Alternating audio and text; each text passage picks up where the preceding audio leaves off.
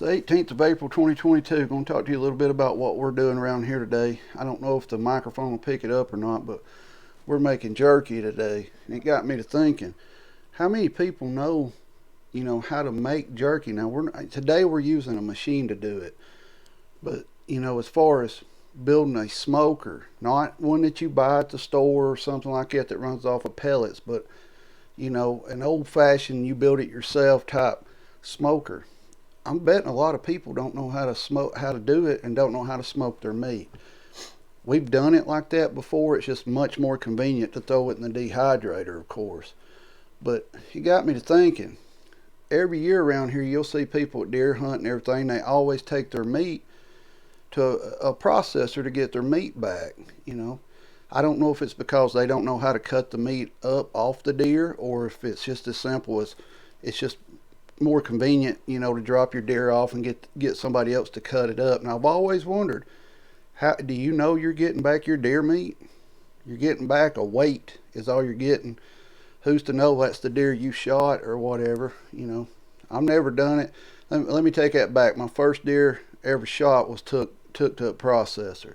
But as far as once I got old enough to hunt and deal with the meat myself, I learned how to do it. I had an uncle that taught me, and of course I had friends that showed me stuff, and I learned through them how to do it. But you've got people out here now with backyard chickens, they've got goats, all kinds of stuff going on, and you always hear them call them their pets.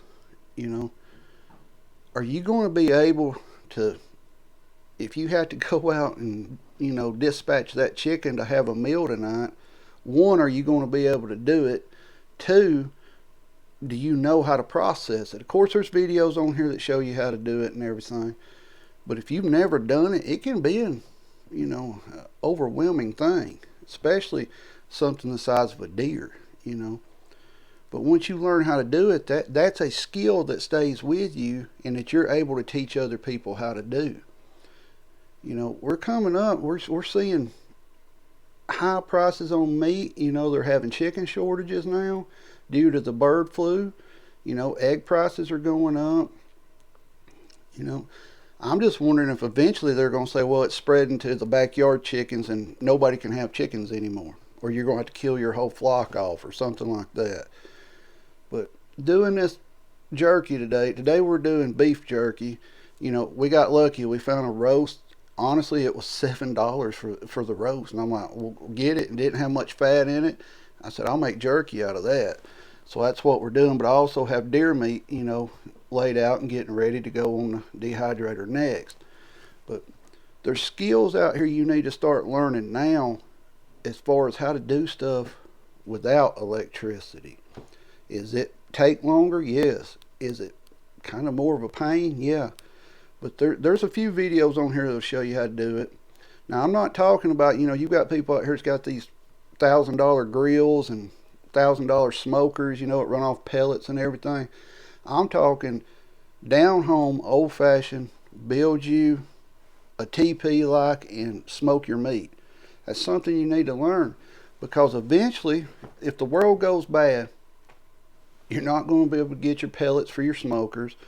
Propane eventually is going to run out if you're using a propane system, and electricity, if it's gone, a lot of these smokers and stuff nowadays, you got to have electricity to run them. So that's something I would recommend. Start learning up on, read books on it. If you don't want to read books, watch videos on it. There's a lot of people out here though. Are they going to be able to do what they have to do, if they're raising chickens, that's their pets. Well, what happens when it comes time to, hey, we need to eat? Number one, do you know how to process that chicken or that goat or whatever, it is you're raising? Do you know how to, process it, get your meat off of it, how to store your meat? You can can meat, you can do all kinds of stuff with meat. You can salt it, build old-fashioned salt boxes, things like that. But it just got me thinking today about how many people can actually do some of the old-fashioned ways of doing it. Today I'm cheating. I'm using a air dehydrator. It's quicker, it's simpler.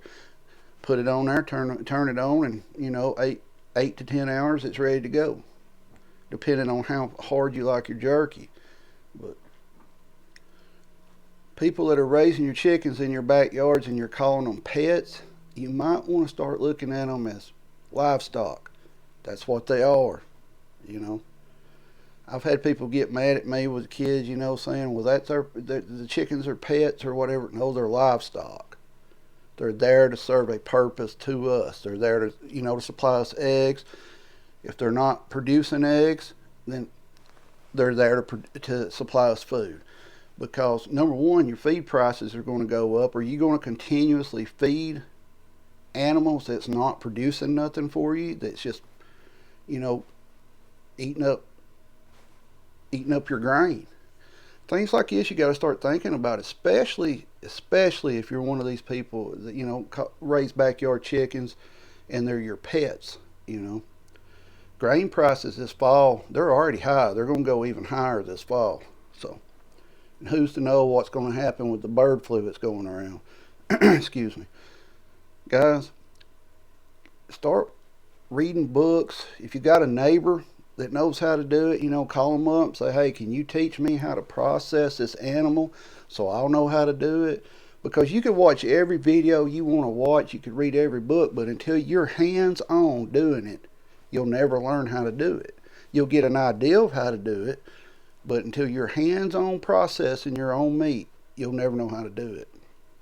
What's y'all's thoughts on this? What's your thoughts on the backyard chickens as pets?